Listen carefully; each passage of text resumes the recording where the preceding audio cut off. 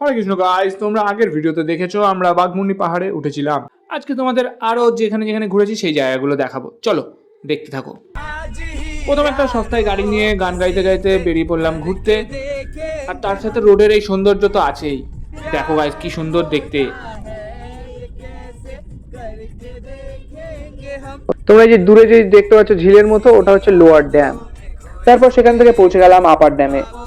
আর সেখানে দৃশ্য দেখে কিশোর কুমার একটা গান খুব মনে পড়লো। নীলে নীলে অম্বর পর চাঁদ জব আয়ে প্যার বরসায়ে हमको तरसाए। তারপর ওখান থেকে আমরা চলে গিয়েছি ময়ূর পাহাড়ে।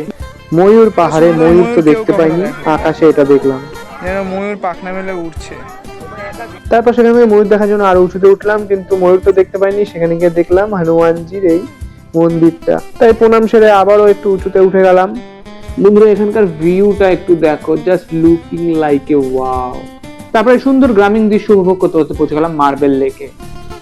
তারপর সেখান থেকে গাড়ি করে চলে গেলাম বামুনি জলপ্রপাতে।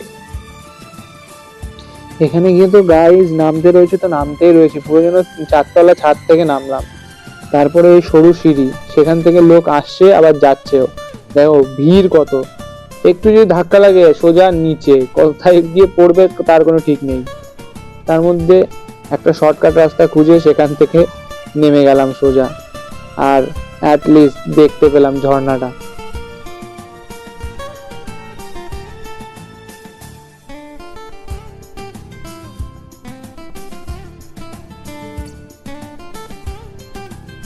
তারপর ঝর্ণার জলে আমার নোংরা মুখটা একটু ধুয়ে নিলাম, যদি আর একটু দেখতে সুন্দর হই।